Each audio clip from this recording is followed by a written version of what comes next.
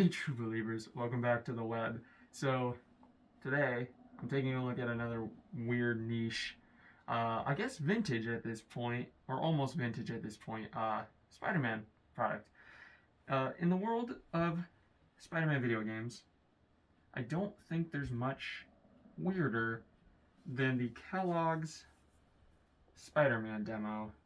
Now I was around when this thing came out, and I remember really wanting it. And then it just poofed from my memory, and I forgot that it ever existed until about a year or two ago when a video of it cropped up on YouTube, and I was like, oh, it is actually that's so weird. And I've been replaying a lot of the older Spider-Man games, Spider-Man 1, Spider-Man 2 Enter Electro, and Spider-Man the movie game. And so I had to have it. I had to fulfill the childhood need and own the Spider-Man CD-ROM with PC game plus bonus movie materials by Kellogg's. Now, as I understand, this thing was like a box top reward. For those of you who don't know what that is, back in the day, you used to be able to collect these things called box tops, which are basically just small pieces of cardboard shaped to look like tickets. You would send them into the company, Kellogg's or whoever, and you would get like little toys, typically. I don't believe they do that anymore. And also, it could be used to sort of like help fund your school district or something. Yeah. Or you could like help win like a cash prize. I'm getting off track. Anyways, so as I understand, this was one of those things that you could send in for. So most of you probably already know what this is, but if you don't, allow me to enlighten you, because it is pretty neat. This is supposed to be a demo for Treyarch's Spider-Man, published by Activision, for the PS2, Xbox, and GameCube. What this actually is Neversoft's Spider-Man on the PS1. Technically, actually, it's Grey Matter's port of Neversoft's Spider-Man on the Dreamcast for the PC.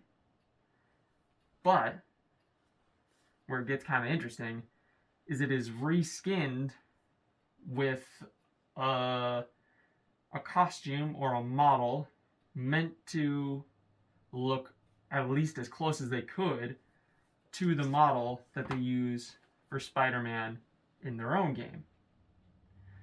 And that's really it. That's all there really honestly is to this thing. But before we, I guess, dive into that, why don't we take a little look at the packaging here? You can skip ahead if you want. I'll put like a time code down below if you don't care about the minutiae of the packaging. So if we take a look at this, it more or less looks exactly like every other sort of PC demo disc you would see during this time period. It's just a simple paper little sleeve that's semi-glossy on the front here. We're looking at the front, we just see it says Spider-Man CD-ROM with PC game plus bonus movie materials. There is some bonus movie like materials. It's kind of like behind the scene interviews and things. I believe there's also a trailer for Treyarch's actual Spider-Man game on here. But other than that, there's not too much. There's a few like wallpapers you can pick for your computer. Honestly, I didn't futz too much with the other settings. I really just spent time trying to get the actual game to run on my computer. So if we take a look at the back, for the most part, again, it's pretty generic. You have the sort of like system requirements on the left. On the right, you have the adverts for Kellogg's, Got Milk, and Activision. Got Milk was a company that their whole gimmick was trying to get kids to drink milk. They were really big in the 90s and early 2000s. So, yeah, not shocking to see them here. It also just says, go for the ultimate spin at sony.com/Spider-Man. I honestly almost checked if that domain was still active. I'm sure it is, but it's not in relation to this or this movie anymore. And then under that, it just says capture the excitement with Spider-Man. So again, it is very generic. Uh, Nothing special about this. Uh, Mine is open, which I didn't realize when I bought it, but that's all right. So we can take out the disc and have a little look at it. So taking a look at the actual disc itself, it's more or less just the sleeve, the little slip sleeve. There's nothing too remarkable, but it is really nice and metallic-y, which is cool to see.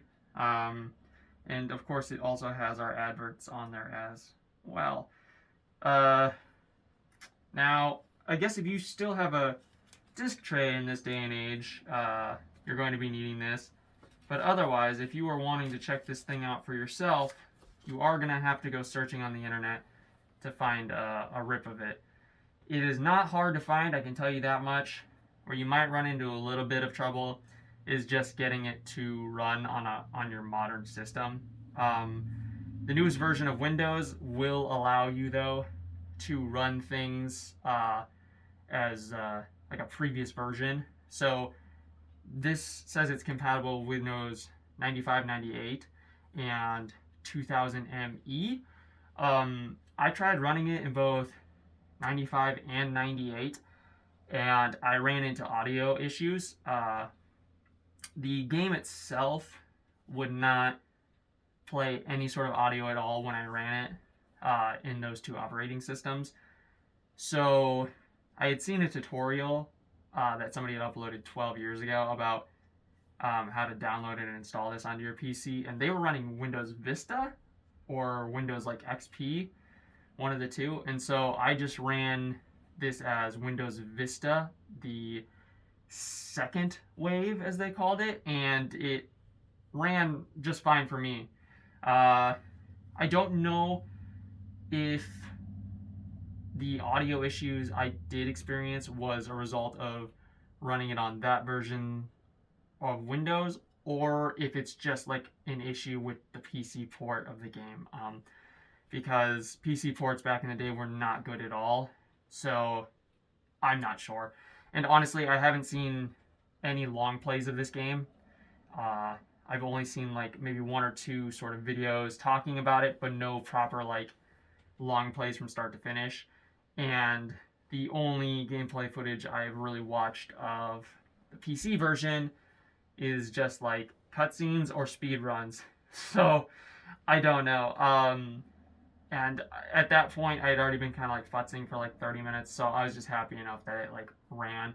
And the audio issues were pretty inconsistent. It actually comes with a document, like a troubleshooting document, and on there it says if you are having like audio pop out or crackling audio, that it's probably your like audio driver. I don't think that's really the case. Like I said, my audio kind of only cut out in certain parts, and I definitely didn't get any crackling. And a lot of times the audio didn't seem to just completely cut out. What would seem to happen is the music would just drop really, really low and then spike back up, and then drop really, really low and then spike back up. I will say that the sound effect volume, though, is outrageously high to the point where it can be distracting. So if you do end up wanting to play this for yourself, I'd recommend going into those settings and then just dropping down the sound effects audio quite a bit, because it is really high as is. So yeah, sort of setup issues aside, how is it? Well, it's basically just the first 12 levels of Neversoft Spider-Man with, a movie reskin over it. They do their best to reskin Spider-Man to look like the model from the actual Treyarch game. It's a close approximation, but it definitely isn't the same. Spider-Man is the only character changed, and all of the FMV cutscenes are the same ones from the PC version. So it functions just like an alternative costume would in the game. Now, that being said, there are no other costumes in the game, so you will only be wearing that suit. Like I said, it is just a 12-level demo, so all the other things are taken out. There's no collectible viewer or anything like that, even though the comic books do remain in the game. You can collect the comic books, you just won't be able to use the viewer. Like I said, it's really bare bones. It does allow you to save your progress, which is a bit odd, but with my limited sort of like game dev knowledge that I do have, that doesn't shock me.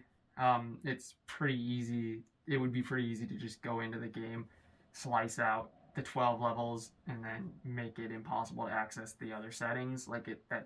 So I'm sure that's kind of like a rough approximation of what they did.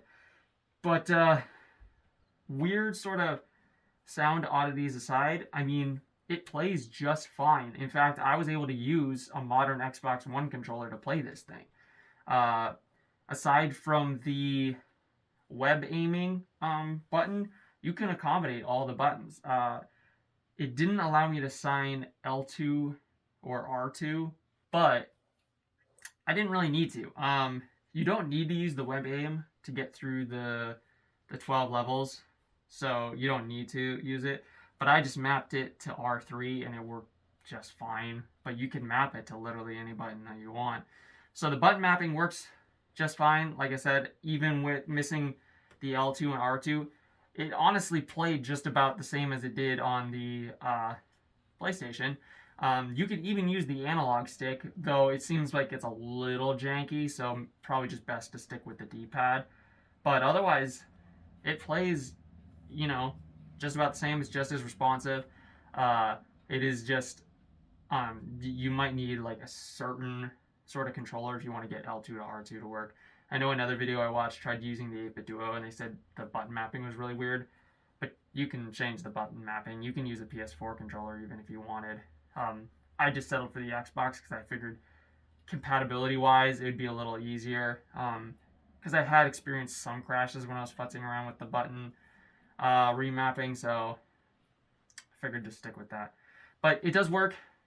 That being said, you will still need to use the keyboard and mouse for certain sections. Like if you're going to save the game, it does basically require you to use the keyboard to type in, the save data name. But other than that, it functions and plays just fine. It more or less looks exactly like the PC Dreamcast version of the actual Neversoft Spider-Man game. Like I said, the only difference is Spidey is in his movie duds, or a very close approximation to his movie duds. But otherwise, yeah, it's great. It's really fun.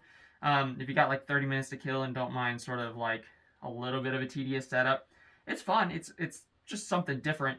If you have played the PC or the Dreamcast version already, there's nothing really that interesting in here. By now, I would imagine that somebody's already made it possible to mod in the suit from this demo into the actual PC version of the game. So again, unless you just like really weird sort of like Spider-Man oddities and things, there's not much of a reason to play this. Like I said, it's just the first 12 levels of the Neversoft Spider-Man game. If you guys are interested, let me know down below. I will just upload. I recorded the whole playthrough, so if you want to see that, I will just upload the whole playthrough for you guys, and you can experience it that way if you don't want to be bothered kind of downloading it or just looking it up from some other YouTuber. I'm gonna crawl out of here as is customary, and if you want to see more weird content like this, subscribe. Maybe hit the bell icon so you don't miss anything. Otherwise, you can just leave it to the algorithm. I'm sure it'll bring you back.